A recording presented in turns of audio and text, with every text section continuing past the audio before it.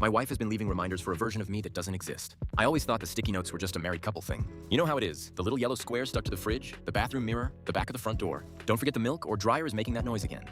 For 7 years, this was our shorthand. Sarah was organized, I was the forgetful one. It worked. But 3 days ago, the notes started getting weird. I was looking for the ibuprofen in the back of the medicine cabinet when I saw a slip of paper tucked behind a bottle of old cough syrup. The paper was yellowed at the edges, and the ink looked faded, like it had been sitting there for a decade. It was Sarah's handwriting, unmistakable with those curly Ys. It said, "Do not tell him about the basement. He isn't ready yet."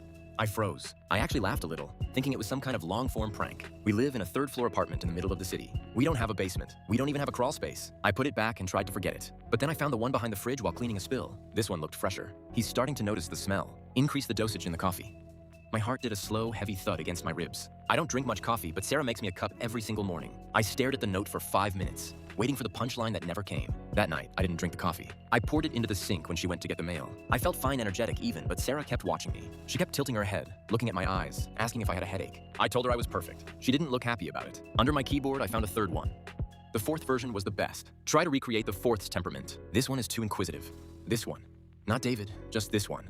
I decided to stay awake. I waited until 3:00 a.m., lying perfectly still, slowing my breathing to match the rhythm of sleep. At exactly 3:14 a.m., the bed shifted. Sarah got up. She didn't put on her slippers. She didn't turn on a light. She walked with the total confidence of someone who has done the same thing 1,000 times. I watched through a crack in my eyelids. She didn't go to the kitchen or the bathroom. She walked to the hallway closet, the one where we keep our winter coats and the vacuum. She moved the heavy parkas aside and pressed her palm against the back wall. There was no sound of a latch, just a heavy mechanical thrum that I felt in my teeth. The wall didn't swing open, it slid sideways into the studs. A cool, damp draft hit my face from across the room. It smelled like wet concrete, old copper, and ozone. It was the smell of the place that shouldn't exist on the 3rd floor of a modern building. Sarah stepped into the dark and whispered to someone or something inside, "I think this one is failing too. He's resisting the sedative. We need to start over."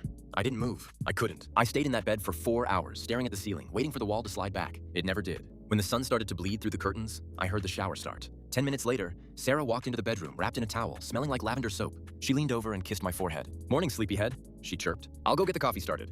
I waited until she was in the kitchen. Then I bolted to the closet. I threw the coats onto the floor. I pressed the wall. I pounded on it. I scratched at the seams. Nothing. Just solid drywall and wood. But as I was about to give up, I noticed something stuck to the sleeve of my own coat. A fresh, bright yellow sticky note. It hadn't been there yesterday. "Stop looking, Mark. You're making this difficult for both of us."